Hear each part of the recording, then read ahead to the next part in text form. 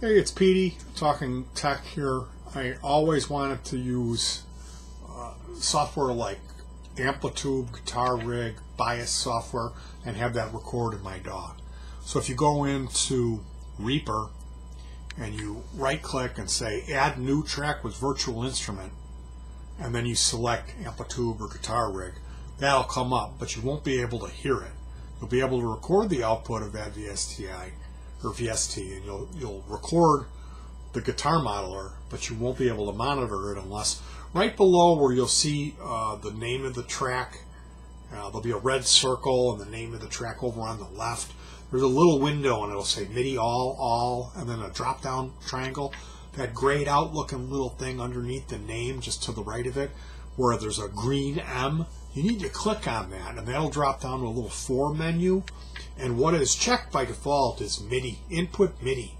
You need to go to the next one up, input stereo, and select that, or input mono and select that, and then that'll get you to be able to hear the output of the modeling software, whether that be Bias effects or Amplitube or Guitar Rig or TH3, whatever you're using, you'll be able to hear and record in there. Now my problem is I'm not too hip on Reaper.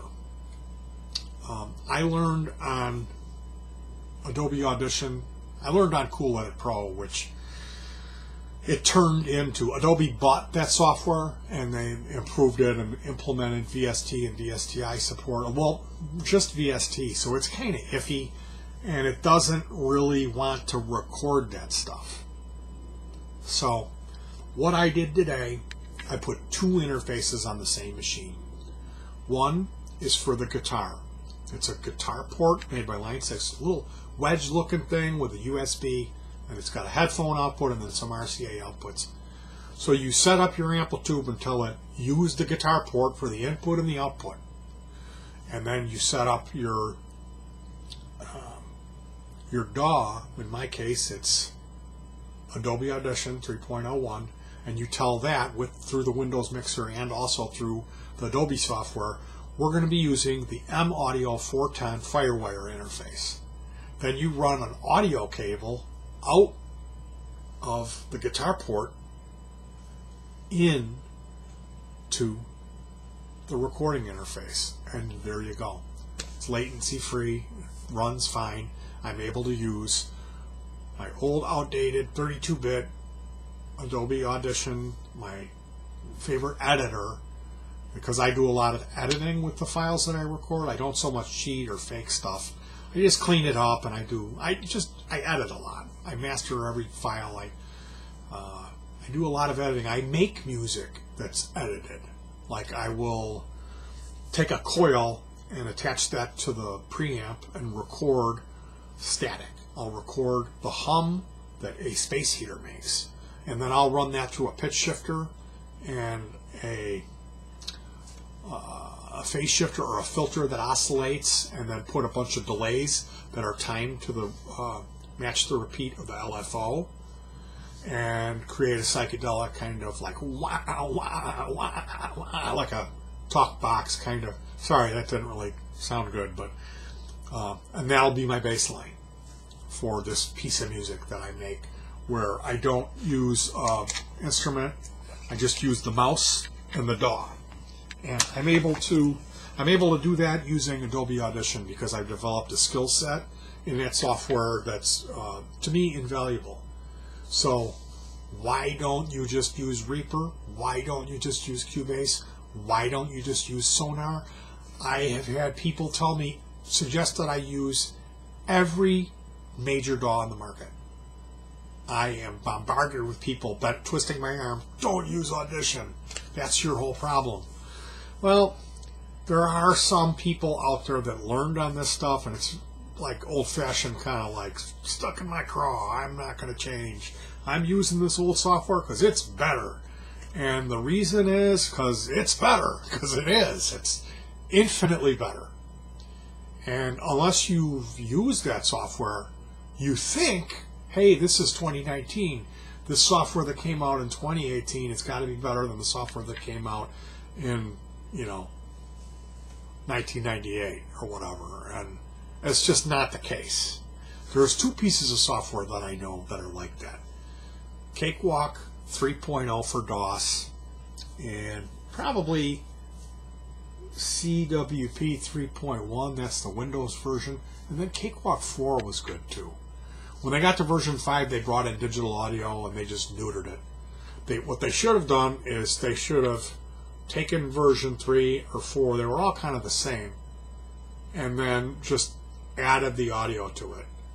Not start over with the audio and then integrate just a little bit of sequencing stuff, because utilizing, if you knew how to boogie in Cakewalk Pro 3.0, Cakewalk CWP 3.1 or 4.0, there are people out there that know about this software, that you can find them on the Cakewalk forum, the Sonar forum, and they go on and on and on about how it was the best thing in the world and nothing ever came close. And that's because it's true. Same thing with Cool Edit Pro, Adobe Audition 3.1. When they integrated VST support, they didn't quite do a good enough job. They needed one more version of that software to fully integrate the VST to let us record using VSTs, not just edit later with them. So, you know, I don't like recording dry, slapping a multi-effect on it for monitoring, and then later on going, if I was going to do that, I probably would have no problem. But that's too time consuming for me. I want to hear my tone, what it is, put it on the thing, and move on. Because I boogie. When I record, I go quickly. I record wet. I don't make a big deal about the mixing and monitoring. I do that as I go. I mix and master kind of as I go. Mastering, I do a little mastering process at the end where it's running it through the same set of stuff, you know, which is Isotope Ozone version 5. It's a pre-EQ, a post-EQ, dynamics processing section, exciter, stereo field expansion. It's a set of that stuff that I run through basically every file that I do. So I have a very specific skill set and way that I do things, including about how I'm monitoring the drums and the level that I'm recording at, where I often need to edit each wave to get it to be the right level in right around like -3, -6 dBs in there. So I have a way of doing things where I work very quickly in Adobe 3.01, and it's really nobody else's business, because I've tried all the other stuff. I've tried Cubase, I've tried Studio One, I've tried Sonar, you know, and others, and nothing even comes close. Studio One looks promising, but they got a long way to go. So anyway, that was how I was able to prolong. I got over that hump. I'm able to use all this software that I've wanted to use for years and be able to record in my DAW, which is Adobe Audition 3.01. And I am going to be using that DAW until I don't do this anymore. That's a fact of life. It kind of sucks. There's something called the Melda Production Suite. They have 32 and 64-bit, I think. There's some kind of incompatibility where some of the plugins work with Audition, but some of them don't. Like their comb filter, they've got a whole. Melda really knocked it out of the park. They don't just have like a flanger; they've got like a flanger, like a massive page of presets for it, and all kinds of different parameters. You can get these incredible, wacky, really creative effects, and I really like playing around with their comb filter. But I even installed CS6, I think, or 5. I've had a couple versions. That 64-bit version of Adobe Audition, and then ran the Melda Suite in there, so I could export a file out of my DAW and then bring it in, process the run the Melda effect, the comb filter on it, and then export that wave and put it back in. And that was a couple installs ago I had that, but that'll tell you the lengths that I'm willing to go to continue using the software. So I was able to figure that out. That's how I was able to do it, and I don't want this video to be too long. So